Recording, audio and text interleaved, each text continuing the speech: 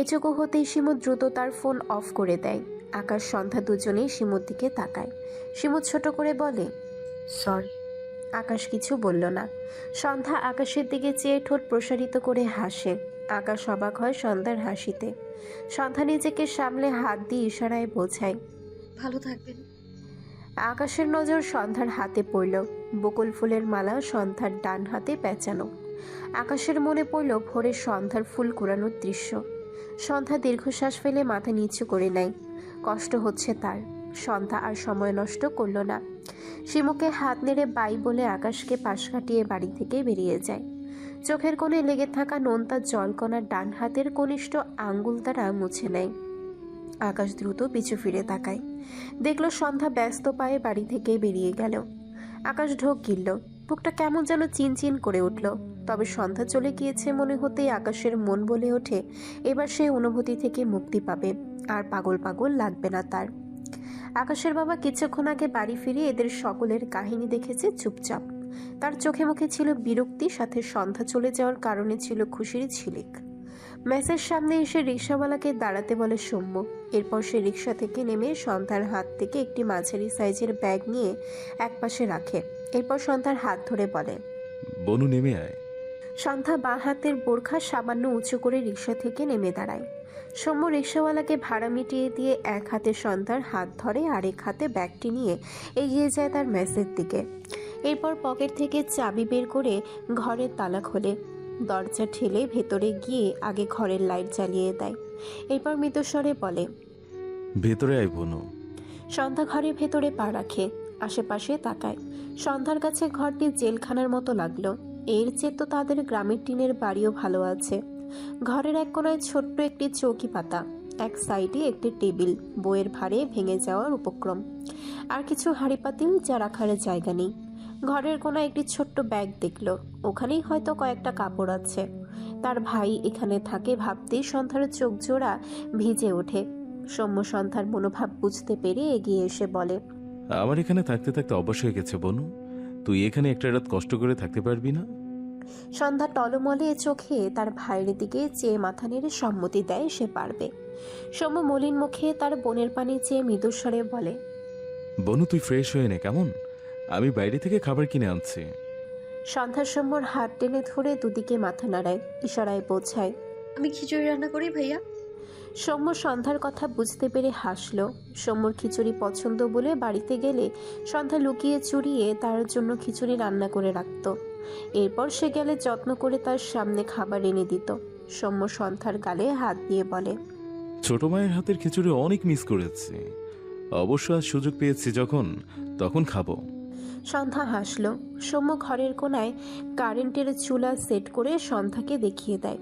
এটা সে আর রিহান শেয়ারে কিনেছিল। এরপর সৌম্য খিচুড়ি রান্নার জন্য প্রয়োজনীয় সবকিছু বের করে দেয়। এগিয়ে এসে সন্ধ্যার উদ্দেশ্যে বলে, হাত মুখ ধুয়ে একটু বিশ্রাম নিয়ে খুব সাবধানে কাজ করবি বনু কেমন। আমি তোর জন্য ফুচকা আনতে যাচ্ছি। তুই যে শহরের ফুচকা খেতে চাইতে, আগে তো সুযোগ পাইনি। আজ আগে তোর ইচ্ছে পূরণ করি। সন্ধ্যা খুশি হয়ে দু হাতে সৌম্যকে জড়িয়ে ধরে, ভাইয়ের বুকে মাথা রাখল। সৌম্য সন্ধ্যার মাথায় হাত রেখে মৃদু হাসল। তার বনুই তার সব। এই যে তার বনু তার কাছে এসেছে, কি যে শান্তি লাগছে। এই কয়টা দিন কেমন দমবন্ধ হয়ে আসছিল। সৌম্য সন্ধ্যাকে ছেড়ে বেরিয়ে যায়। যাওয়ার আগে সন্ধ্যাকে ঘরের দরজা আটকে দিতে বলে, আর বলে, যাবো আর আসবো, ভয় পাস না যেন বনু। সন্ধ্যা চলে গেলে আকাশ বাইরে এসেছে। কি জানি কেন সে সন্ধ্যা যাওয়ার পর থেকে সেই পথে দাঁড়িয়ে সেদিকেই তাকিয়ে আছে। বিষণ্ণতা ঘিরে ধরেছে তাকে। কিন্তু কেন? আকাশ কয়েক পা হাঁটলো রাস্তায়। এদিক ওদিক হেঁটে নিজেকে স্বাভাবিক করতে চাইছে। ব্যর্থ হয়ে বাড়ির ভেতরে চলে গেল। পুরো বাড়ি কেমন যেন নিস্তব্ধ হয়ে আছে। আকাশ দীর্ঘশ্বাস ফেলে তার ঘরে চলে আসে। ঘরের লাইট জ্বালিয়ে দেয়। এরপর এগিয়ে গিয়ে হাত ঘড়ি খুলে বেডসাইড টেবিলের উপরে রাখতে গিয়ে চোখে পড়ল একটি বক্স। বক্সটি আকাশের পরিচিত ঠেকল। হাত ঘড়ি টেবিলের উপরে রেখে বক্সটি তুলে নেয় আকাশ।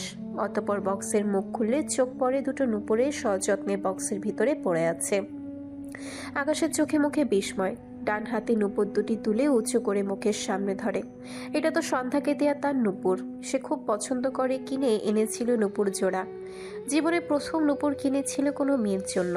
সে জানে না কেন প্রথম তার পছন্দ হয়েছিল, আর দ্বিতীয়ত সন্ধ্যার কান্নায় তার খারাপ লেগেছিল।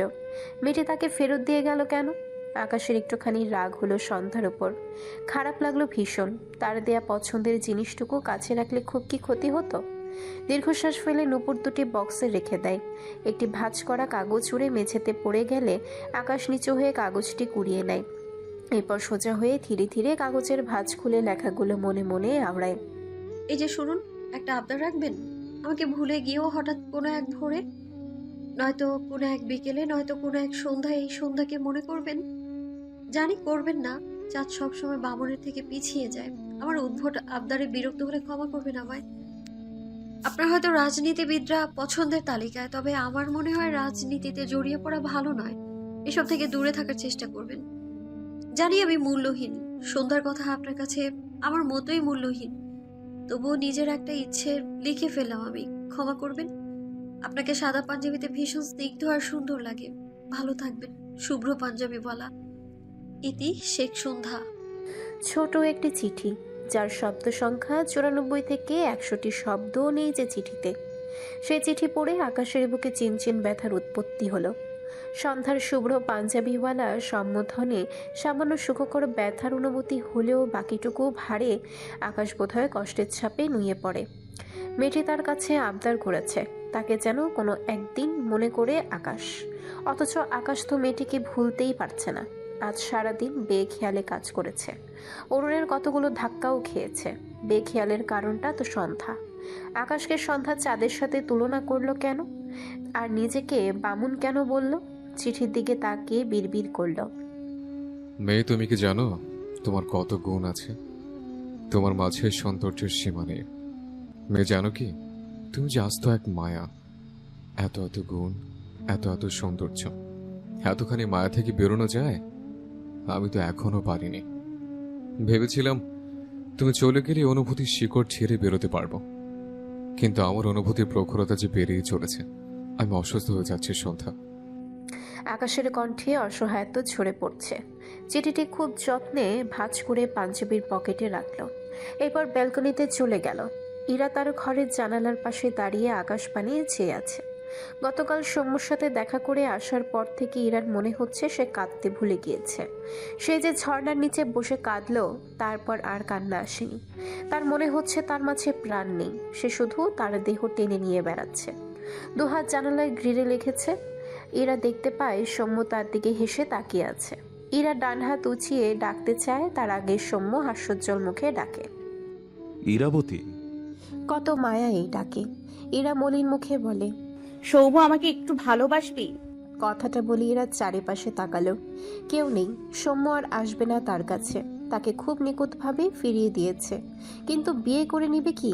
বিড়বিড় করলো, বিয়ে করিস না সৌম্য, আমি আর তোর কাছে যেতে চাইবো না, তবুও তোর পাশে অন্য কাউকে ঠাঁই দিস না। বাবার ডাকে এরা ঝাপসা চোখ জোড়া মুছে নেয়।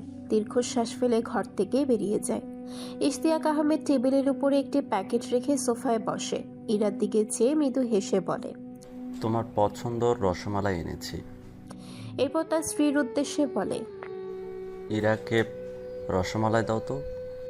ইরা টেবিলের উপর রাখা প্যাকেটটির দিকে তাকালো। স্মৃতির পাতায় এক সোনালি দিন ভেসে ওঠে। রসমালাই ইরার ভীষণ পছন্দের, তাই শখ করে রসমালাই নিজ হাতে বানানো শিখেছিল যখন তারা বন্ধু ছিল। একদিন সৌম্যর জন্য নিজ হাতে বানানো রসমালাই বাটি ভরে নিয়ে গিয়েছিল ভার্সিটিতে। ভার্সিটির মাঠে বসে সৌম্য খুব তৃপ্তি করে খাচ্ছিল। এরা মুগ্ধ হয়ে দেখছিল। সৌম্যর সবকিছুই তার ভালো লাগে। সৌম্য খেতে খেতে সব রসমালাই খেয়ে ইরার দিকে চেয়ে অসহায় কণ্ঠে বলেছিল, সরি ইরাবতী, ভুলে সব খেয়ে ফেলেছি।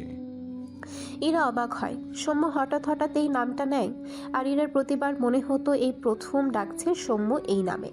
প্রতিবার নতুনত্বের স্বাদ পায় সৌম্যর ইরাবতী ডাকে। তবে সেদিন সৌম্যর কথায় হেসেছিল, বুঝেছিল মিষ্টি সৌম্যর পছন্দের খাবার। ডান হাতে সৌম্যর চুল এলোমেলো করে দিয়ে হেসে বলেছিল, সব তোর জন্যই নিয়ে এসেছিলাম সৌম্য। কথাগুলো ভাবতে গিয়ে কখন যে চোখের কোণ ভিজে উঠল ইরা টের পায় না। এই রসমালাই তার সৌম্যকে ছাড়া সে সেদিনই খেতে পারবে যেদিন সে পাগল হয়ে তার সৌম্যকে ভুলে যাবে। তার বাবাকে মৃদুস্বরে জানায়। খাবো না। কথাটি বলে ইরা তার ঘরে যেতে পা বাড়ায়। ইশতিয়াক আহমেদ বলে, তোমার সাথে আমার কথা আছে, এসো। ইরা তার বাবার দিকে তাকায়। ইশতিয়াক আহমেদ বলে, তোমার জন্য পাত্র ঠিক করেছি, আগামীকাল তোমাকে দেখতে আসবে, রেডি হয়ে থাকবে। ইরা খুব স্বাভাবিকভাবে উত্তর দিল। আমি বিয়ে করব না। ইশতিয়াক আহমেদ সোফা থেকে উঠে মেয়ের সামনে এসে দাঁড়ায়। পকেট থেকে ফোন বের করে একটি পিক বের করে ইরার সামনে ধরে। ইরা তার বাবার থেকে ফোনটি তার হাতে নেয়, ভ্রু কুঁচকে তাকায় ফোনটির দিকে। পিকটিতে স্পষ্ট দেখা যাচ্ছে একটি বিয়ে বাড়ি, যেখানে সৌম্য বর সেজে দাঁড়িয়ে আছে। তার পাশে সৌম্যকে ঘেঁষে এক নতুন বউ। পিকটি দেখে ইরার দুনিয়া কেঁপে ওঠে। গতকাল বিয়ের কথা বলে আজকে বিয়ে করে নিল সৌম্য। বিষপানের চেয়েও বিষাক্ত কিছু যেন তার প্রতিটি রন্ধ্রে রন্ধ্রে আলোর বেগে ছুটতে শুরু করলো। স্তব্ধ হয়ে এই যন্ত্রণা নিবারণ করতে চাইল ইরাবতী। সে কাঁপছে। হাত থেকে ফোন পড়ে যাওয়ার আগে ইশতিয়াক আহমেদ ফোনটি নিয়ে নেয় ইরার থেকে। এরপর ফোন পকেটে রাখতে রাখতে বলে, আশা করি এবার বিয়ে করতে তোমার কোনো সমস্যা হবে না। ইরা তার বাবার কথা শুনেছে কিনা সে কাঁদতে পারছে না। বহু কষ্টে উল্টো ঘুরে ধীরে ধীরে কয়েক পা এগিয়ে যায়। উদ্দেশ্য তার রুম। হাঁটতে পারছে না সে, শরীর টলছে। তবুও নিজেকে টেনে নিয়ে গেল। তার ঘর থেকে 3 হাত দূরত্বে এসে ইরার পা থেমে যায়। আর এগোতে পারল না সে। শরীর ছেড়ে দিতেই আস্তে করে বাম দিকে হেলে ঠাস করে মেঝেতে পড়ে যায়। ইরার মা মেয়ের অবস্থা দেখে দৌড়ে গিয়ে ইরার পাশে বসে ভাঙা গলায় ডাকে।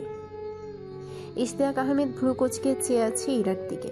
ইরার হাত পা বাঁকা হয়ে আসছে, মুখ বেঁকে যাচ্ছে। এই পর্যায়ে ইশতিয়াক আহমেদ ভয় পেলেন। সময় যত বাড়ল ইরা তত অস্বাভাবিক হতে লাগলো। ইশতিয়াক আহমেদ মেয়ের অবস্থায় আর দাঁড়িয়ে থাকতে পারলেন না। দ্রুত পায়ে এগিয়ে গিয়ে ইরার পাশে বসে ইরাকে ডাকে। ইরা। ইরার অবস্থা খারাপ হতে থাকে। তার বাবা ধরা গলায় ডাকে, ইরা মা। ইরার রেসপন্স নেই। ইশতিয়াক আহমেদের চোখে মুখে ভীতি জড়ো হয়। তার মেয়ে এরকম করছে কেন? সময় নষ্ট না করে মেয়েকে দ্রুত কোলে তুলে নেয়। বাইরে বেরোতে বেরোতে চিৎকার করে বলে, তাড়াতাড়ি গাড়ি বের কর, আমার মেয়ের কি যেন হয়েছে, হসপিটালে যেতে হবে। ততক্ষণে কেউ গাড়ি বের করেছে। ইশতিয়াক আহমেদ মেয়েকে নিয়ে পেছনের সিটে বসে। ইরার মা কাঁদতে কাঁদতে ইশতিয়াক আহমেদের পাশে বসলে গাড়ি স্টার্ট দেয়। ইরার বাবা ইরার গালে হাত রেখে ডাকে, মা। ইরা, কোথায় কষ্ট হচ্ছে তোমার? ইরার শরীর ছেড়ে দিল। অস্ফুট স্বরে ভাঙা কণ্ঠে বেরিয়ে আসে, আমার সৌম্য চিরতরে হারিয়ে গেল। দু চোখের কোণ ঘেঁষে 2 ফোঁটা যন্ত্রণাময় অশ্রু গড়িয়ে পড়ে। ইরা শান্ত হয়ে গেল। আর একটুও নড়ল না সৌম্যর ইরাবতী। ইরার কথা কেউ শুনতে পায় না। ইশতিয়াক আহমেদ মেয়েকে বকিয়ে জোরে নিলেন। পাথর মনের অধিকারী এক মানব মেয়ের করুণ অবস্থা জেনে যেন নিমিষেই ভেঙে গেল।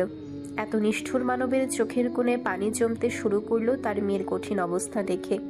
সৌম্য কালকের জন্য খুব অল্প করে একটু একটু করে বাজার করেছে। হাফ কেজি গরুর মাংস নিয়েছে, তার বোনের পছন্দের রুই মাছ নিয়েছে কয়েকটা কাটা পিস, আর কাঁচা বাজার টুকটাক যা লাগে খুব সামান্য পরিমাণে নিয়েছে। সাথে নিয়েছে তার বোনুর ফুচকা। গ্রামেও ফুচকা পাওয়া যেত, তবে এখানে রেস্টুরেন্টে যে ফুচকাগুলো পাওয়া যায় সেসব গুণগত মান অনেক ভালো হয়। তাছাড়া সৌম্য নর্মাল ফুচকার সাথে দই ফুচকাও নিয়েছে। এগিয়ে যেতে যেতে হঠাৎ সৌম্যের পা থেমে যায়। এই সেই জায়গা যেখানে গতকাল তার ইরাবতী তাকে জড়িয়ে ধরেছিল, কেঁদে কেঁদে ভালোবাসা ভিক্ষা চেয়েছিল। কিন্তু সৌম্য নিঃশব্দে হাজারো যন্ত্রণা বুকে চেপে তার শখের নারীকে ফিরিয়ে দিয়েছিল। আচ্ছা, তার ইরাবতী কি সত্যি অন্যকে বিয়ে করে নিবে? এমন হলে সৌম্যর খুব কষ্ট হবে, কিন্তু সে কষ্ট দেখার কেউ নেই। বাবা মায়েরা কত কিছু স্যাক্রিফাইস করে। সেই তার বোনুর মা, সেই তার বোনুর বাবা। তাকে তো তার বোনুর জন্য আরো অনেক কিছু করতে হবে। তাছাড়া ইরাবতী রাজরানী না হয়ে চাকরানী হতে কেন আসবে তার কাছে? ইরাবতী ভালো থাকুক। চোখের সামনে ভাসলো গতকালকের বিধ্বস্ত ইরাবতীর মুখটা। যখন সে বলেছিল সে ইরাবতীকে ভালোবাসবে, ইরাবতীর মুখ চকচক করে উঠেছিল। সেই দৃশ্য ভাসলো। সৌম্য চোখ ঝাপসা হয়। 2 হাত প্যাকেটে ভর্তি। সৌম্য ডান হাতের বাহু দ্বারা চোখ মুছল। এসব ভাবনার ইতি ঘটালো। তার বোনও তার জন্য অপেক্ষা করছে। সন্ধ্যা এত সব দেখে ভীষণ খুশি হবে। দৌড়ে এসে তাকে জড়িয়ে ধরে ইশারায় বলবে, ভাই তুমি খুব ভালো। কথাটা ভেবে সৌম্য একটু হাসলো। কতদিন পর বোনুর হাতে রান্না খাবে। সন্ধ্যার হাতের রান্না তার খুব পছন্দের, মনে হয় একদম মায়ের হাতের রান্না। বনু তো তার মাই। হঠাৎ পেছন থেকে সৌম্যর মাথার পিছনের রড দিয়ে কেউ গায়ের জোরে বাড়ি দেয়। সৌম্যর শরীর দুলে ওঠে, কয়েক পা সামনে চলে যায়, দু হাত থেকে খাবারের জিনিসগুলো পড়ে যায়। সৌম্যর ডান হাত তুলে মাথার পেছনে দেয়। ঝাপসা চোখের সামনে তাকালে দুজন লোককে দেখল, তবে ভীষণ ঝাপসা। সৌম্য এলোমেলো পায়ে তাদের আঘাত করার জন্য এগুলে একজন সৌম্যর কপাল বরাবর আগের চেয়েও জোরে আরেকটা বাড়ি দেয়। সৌম্যর মাথা ভন ভন করে ঘুরতে থাকে, কয়েক কদম পিছিয়ে যায়। পড়ে যেতে নিলে আরেকজন এসে বা হাতে সৌম্যর শার্টের কলার ধরে ডান হাতে সৌম্যের পেটে চাকু ঢুকিয়ে দেয়। এরপর সৌম্যকে ধাক্কা দিয়ে ফেলে দিয়ে দুজন এখান থেকে চলে যায়। সৌম্য মাটিতে চিৎপটাং হয়ে পড়ে থাকে, মাথাটা সামান্য উঁচু করে ওঠাতে চাইল। একটুখানি শক্তিও যে নেই শরীরে, পারল না উঠতে। শক্ত মাটিতে শরীর ছেড়ে দিল। ফাঁকা রাস্তা, কেউ নেই আশেপাশে যে একটু সৌম্যকে সাহায্য করবে। সৌম্য বিড়বিড়িয়ে অস্পষ্ট স্বরে কয়েকটি শব্দ করল। ইরাবতী, বনু অপেক্ষা। আর কিছু বলতে পারল না, শরীর স্থির হয়ে গেল। বন্ধ চোখের পাতা ভেদ করে কয়েক ফোঁটা পানি গড়িয়ে পড়ল জমিনের বুকে। পাশে অবহেলে পড়ে রইল তার বনুর জন্য পছন্দের সব খাবার, যা নিয়ে তার বনুর কাছে তার পৌঁছানো হলো না সৌম্যর। সন্ধ্যা রান্না শেষে পুরো ঘর পরিপাটি করে গুছিয়ে রেখেছে। আকাশের কথা ভীষণ মনে পড়ছে। আকাশ কি তার দেয়া চিঠি পাবে, নাকি তার মতোই তার চিঠিও অবহেলায় পড়ে থাকবে ঘরের এক কোণে, নাকি চিঠির জায়গা হবে কোনো এক ময়লার স্তূপে? আকাশ তাকে ভুলে গিয়ে আবারও বিয়ে করবে? তার বোন সকালের বলা কথাগুলো ভেবে চোখ ভিজল। হয়তো সত্যি আকাশ তার অপূর্ণতার জন্য তাকে ডিভোর্স দিয়ে পরীর মতো একটি মেয়েকে বিয়ে করবে, তাই না? করবে নাই বা কেন? সে তো ভীষণ সুন্দর। তার সাথে আকাশকে যায়? একটুও যায় না। সন্ধ্যা দু হাতে চোখের কোণে মুছে নিজেকে সামলে নিল। এসব আর ভাবতে চায় না। বেশ অনেকক্ষণ যাবৎ ভাইয়ের জন্য বসে বসে অপেক্ষা করছে সন্ধ্যা। সেই কখন বেরিয়েছে সৌম্য ভাইয়া, এখনো আসে না কেন? যাওয়ার আগে যে বললো যাবে আর আসবে, কোথায় সে? আসে না তো। সন্ধ্যা অপেক্ষা করতে করতে এগিয়ে গিয়ে একটি প্লেট খিচুড়ি বেড়ে নেয়। দুজনের জন্য এক প্লেটেই নিয়েছে। আগে কত একসাথে খেয়েছে। হয় সে সৌম্যকে খাইয়ে দিত আর নিজে খেত, নয়তো সৌম্য ভাইয়া নিজে খেত আর তাকে খাইয়ে দিত। সন্ধ্যা আজ ঠিক করেছে সে সৌম্যর হাতে খাবে। খিচুড়ি প্লেটে নিয়ে চৌকির উপর রাখলো সন্ধ্যা। এরপর একটি জগ ভর্তি পানি এনে বিছানার কাছে মেঝেতে রাখলো। তখনই দরজায় কেউ কড়া নাড়ে। সন্ধ্যার মুখে হাসি ফুটে ওঠে। ভাবতে ভাবতে তার ভাই এসে পড়েছে। সন্ধ্যা এগিয়ে গিয়ে দরজা খুলে দিল। সৌম্যর জায়গায় দুজন অপরিচিত লোককে দেখে সন্ধ্যা অবাক হয়, সাথে একটু ভয়ও পায়। জায়গাটি অপরিচিত, সে তো কিছু চেনে না। সন্ধ্যা ঢোক গিলে জিভ দিয়ে ঠোঁট ভেজায়, হাতের ইশারা করে বলতে চায় তারা কি চায়। তার আগে একজন লোক সন্ধ্যার গালে কষিয়ে এক থাপ্পড় মেরে দেয়। সন্ধ্যা হুমড়ি খেয়ে পড়ে দরজার কোণার সাথে কপালে ধাক্কা খায়। কপাল বোধহয় কেটে গিয়েছে। সন্ধ্যা দাঁতে দাঁত চেপে ব্যথা গিলে দু হাতে দরজা আঁকড়ে ধরে। সে হতভম্ব হয়ে গিয়েছে। এটা কি হলো তার সাথে? তাকে কেন মারলো এভাবে? একজন লোক বলে ওঠে। মালটা সেই তো। লোকটির বিদঘুটে চাহনিতে বলা তিক্ত বাক্যটি শুনে সন্ধ্যা ভীত সন্ত্রস্ত হয়ে তাকায় লোক দুটোর দিকে। এরা বাজে ইঙ্গিত দিচ্ছে। সন্ধ্যা বুঝেছে ভয়ে মেয়েটির হাত পা রীতিমতো কাঁপছে।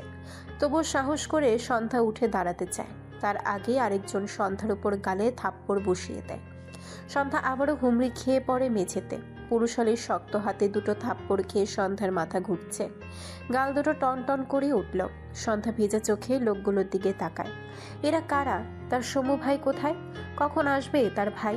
সে তো কথাও বলতে পারে না, একটু আওয়াজও করবে সেটাও পারছে না। হঠাৎই একজন এগিয়ে এসে সন্ধ্যার চুলের মুঠি ধরে বলে, মাইয়া বোবা হইলে কি হইছে, মাল তো কাঁচা, মজা হইব। কথাটা বলে সন্ধ্যাকে ছুঁড়ে ফেলে। সন্ধ্যা আবারও ঠাস করে পড়ে যায়। এবার তার মাথা চৌকির সাথে গিয়ে ধাক্কা লাগে। এতগুলো থাপ্পড় ধাক্কা, মাথায় ব্যথা পেয়ে মাথাটা ঝিমঝিম করে ওঠে। না চাইতেও ব্যথার চোখ থেকে পানি গড়িয়ে পড়ে। কি করেছে সে? লোকগুলো তাকে এভাবে মারছে কেন? সন্তান নিজেকে ভীষণ অসহায় লাগছে। এ কোথায় এসে পড়ল সে? মাথা ব্যথায় মনে হচ্ছে মাথা খুলে যাবে। কিন্তু সন্ধ্যা নিজের অসহায়ত্ব বোধকে প্রশ্রয় দিল না, নয়তো এরা তার সর্বনাশ করে দিবে যে। সন্ধ্যার মুখ বরাবর গরম খিচুড়ির প্লেট চোখে পড়ে, যেটা কিছুক্ষণ আগে সেই রেঁধেছে। সুযোগ বুঝে সন্ধ্যা চৌকির উপর রাখা গরম খিচুড়ি হাতে নিয়ে একজনের মুখের উপরে ছুঁড়ে মারে। লোকটি চেঁচিয়ে ওঠে। অপরজন সেই লোকটির দিকে এগিয়ে গেলে সন্ধ্যা যান হাতে নিয়ে ঘর থেকে দৌড়ে বেরিয়ে যায়। রাস্তা একদম ফাঁকা, যেন কেউ কোথাও নেই। অনেক রাত হয়েছে যে, ফাঁকা তো হবেই। সন্ধ্যার চোখ থেকে টপ টপ করে পানি গড়িয়ে পড়ে। একবার তার সৌম্য ভাইয়া আসুক, কেন আসছে না তার সৌম্য ভাইয়া? আরো কখন আসবে? তার যে ভীষণ অসহায় লাগছে। পেছনে দৌড়ের শব্দে সন্ধ্যা বুঝতে পারল সে দুজন বদলোক তার পিছু পিছু দৌড়ে আসছে। সন্ধ্যা প্রাণপণে দৌড়ায়, নিজের ইজ্জত বাঁচাতে, নিজেকে বাঁচাতে। কয়েক ঘন্টা আগে আকাশ বেলকনিতে এসে দাঁড়িয়েছিল, এখনো সেভাবেই দাঁড়িয়ে আছে। সে সকালে এই পোশাকে বেরিয়েছিল। বাইরে থেকে এসে কখনো এমন হয়নি সে 10 মিনিট পর ফ্রেশ হতে গিয়েছে। অথচ আজ কয়েক ঘন্টা পেরিয়েছে, আকাশের মাঝে কোনো হেলদোল নেই। ভেতরটা ভীষণ ছটফট করছে। আকাশ এপাশ ওপাশ করে হাঁটলো বেশ অনেকক্ষণ। এরপর তার ঘর থেকে বেরিয়ে দ্রুত পায়ে সিঁড়ি বেয়ে নামতে থাকে। কোনো দিকে তাকালো না, সোজা সন্ধ্যার ঘরে যায়, যে ঘরে এতদিন সন্ধ্যা থাকতো। সন্ধ্যার ঘরে এসে আকাশ ঘরের লাইট জ্বালিয়ে দেয়। পুরো রুমটিতে দৃষ্টি ঘোরায় আকাশ। ঘরটি খুব সুন্দর করে গোছানো, কিন্তু যে গুছিয়েছে সে মানুষটিই নেই। আকাশ ঢোক গিলে এগিয়ে যায়। প্রথমেই চোখে পড়ে টেবিলের কোনায় রাখা একটি প্যাড, যার উপর একটি বকুল ফুলের মালা রাখা। আকাশের মনে পড়ল সন্ধ্যার হাতে এরকম একটা বকুল ফুলের মালা দেখেছিল। আকাশ ডান হাত বাড়িয়ে ফুলের মালাটি হাতে নেয়। দৃষ্টি পড়ে প্যাডের সাদা পৃষ্ঠায় আঁকানো দুটি ছবির উপর।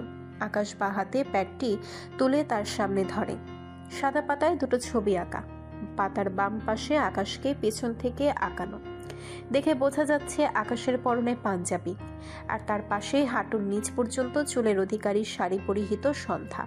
কাঁচা হাতের আঁকা, প্রফেশনালদের মতো ভালো না হলেও দেখে বোঝা যায় সন্ধ্যা আকাশ আর নিজেকে আঁকতে চেয়েছে। আকাশের দৃষ্টি ছবি দুটোর নিচে লেখার উপর পড়ে, যেখানে লেখা, শুভ্র পাঞ্জাবিওয়ালা, একটা কথা, শেষ কথা রাখবেন। বকুল ফুলের এই মালাটি শুকিয়ে গেলেও আপনার কাছে রেখে দিবেন, আর আপনার পাশে এই মূল্যহীন মেয়েটার ছবি মুছবেন না। আমি মিনতি করে গেলাম, রাখবেন কি এই মিনতি? ইতি সন্ধ্যা শেখ। পাশাপাশি দুটো ছবির সাথে 37টি শব্দের ছোট্ট চিঠির লেখাটুকু আকাশকে যেন ভেতর থেকে নাড়িয়ে দিল। আকাশ বাকরুদ্ধ হয়ে তাকিয়ে রইল লেখাগুলোর দিকে। সময়ের সাথে তার ছটফটানি বাড়ল। হাতের প্যাডটি শব্দ করে টেবিলের উপর রাখে। সামান্য ঝুঁকে ডান হাত টেবিলে ঠেকিয়ে চোখ বুজে নেয়। নিঃশ্বাস ভারী হয়ে আসছে তার। বেশ কিছুক্ষণ পর সন্ধ্যার দেয়া বকুল ফুলের মালাটি পাঞ্জাবির পকেটে রেখে বিড়বিড়িয়ে বলে, তোমার সকল মিনতি রেখে দিলাম সন্ধ্যা। আকাশের ছটফটানি কমল না। এক পর্যায়ে সে এই ঘরে হাঁটাহাঁটি শুরু করে। অতিরিক্ত টেনশন, কষ্ট, খারাপ লাগা, এসবের মাঝে হাঁটাহাঁটির অভ্যেসটা তার আছে। তার এত বেশি অস্থির কেন লাগছে? হঠাৎই দাঁড়িয়ে গিয়ে দুহাতে মাথার চুল টেনে অসহায় কণ্ঠে বিড়বিড়িয়ে বলে, সন্ধ্যা, তুমি কোথায়? ঠিক আছো তুমি? সন্ধ্যা দৌড়াতে দৌড়াতে কোন দিকে চলে এসেছে নিজেও জানে না। যত সামনে এগোয় তত নির্জন জায়গায়। লম্বা চুলগুলো খুলে গিয়েছে। সন্ধ্যার পা দুটো অবশ হয়ে আসছে যেন। তার পিছু পিছু সেই লোক দুটো এখনো দৌড়াচ্ছে। হঠাৎই একজন বড় ইটের টুকরো নিয়ে সন্ধ্যার পিঠ বরাবর ছুঁড়ে মারে। সন্ধ্যা মুখ থুবড়ে পড়ে যায়। চারিপাশ থেকে বুক চেপে আসে। তার মনে হলো সে আর নিঃশ্বাস নিতে পারছে না। পায়ের শব্দ পেয়ে সন্ধ্যা বহু কষ্টে পিছু ফিরল। লোক দুটো তার দিকে লালসার দৃষ্টিতে চেয়ে আছে। একজন শার্টের বোতাম খুলতে খুলতে বিদঘুটে হেসে বলে, এই সৌন্দর্য তো আস্তে আস্তে প্রকাশ পাচ্ছে। আগে আমি মজা পাচ্ছি করি, তারপর তুই আসিস, যাই। লোকটি সন্ধ্যার দিকে চেয়ে একটি বিশ্রী হাসি দিয়ে জায়গাটি প্রস্থান করে। সন্ধ্যার চোখ থেকে টপ টপ করে পানি গড়িয়ে পড়ছে। একটু একটু করে পিছিয়ে যায় সে। গলা ফাটিয়ে কাঁদতে ইচ্ছে করছে তার, কিন্তু তার তো সে কণ্ঠস্বরটুকুই নেই। কেউ তাকে বাঁচাতেও আসবে না। আজ যেন সন্ধ্যার ধৈর্যের ভাত ভাঙল। আল্লাহ আর কত পরীক্ষা নিবে তার? এর শেষ কবে? সে মরে গেলে তবে মরে যাক, কিন্তু এই নরপশুদের হাত থেকে বাঁচাক, তাকে গাড়ির নিচে পিষে ফেলুক। এত রাস্তা রেখে আল্লাহ কেন তাকে এই পথে পাঠালো মারতে? সন্ধ্যা বেদনার অশ্রু বিসর্জন দেয়। হঠাৎই লোকটি তার উপর জানোয়ারের ন্যায় ঝাঁপিয়ে পড়ল। বোবা মেয়েটি বোবা চিৎকার দিল। আজ হয়তো তার স্বর থাকলে এই জমিন কেঁপে উঠত, কিন্তু তার চিৎকার যে তার মাঝে সীমাবদ্ধ থাকলো। একটু শব্দ হলো না সেই চিৎকারের, শব্দ হলো না বোবা মেয়েটির আত্মচিৎকারের। সন্ধ্যা খুব করে ডাকলো তার সৌম্য ভাইয়াকে, ডাকলো আকাশকে। কেউ এলো না তাকে বাঁচাতে। শুধু সঙ্গ হলো কিছু বোবা আর্তনাদ, সাথে তীব্র বর্ষণের ন্যায় নোনতা জলকণা। নিয়াজ গাড়ি থেকে নেমে হাঁটতে হাঁটতে কলে কথা বলে কারোর সাথে। হঠাৎ কেমন ধস্তাধস্তির আওয়াজ কানে ভেসে আসে। জায়গাটি বেশ নির্জন। ইম্পর্টেন্ট কথা বলছিল কলে, কিন্তু এমন গা ছমছমে পরিবেশের সামান্য শব্দটুকু যেন জোর শব্দ তুলে কানে বাজছে। নিয়াজ কলের ওপাশের ব্যক্তিকে ওয়েট করতে বলে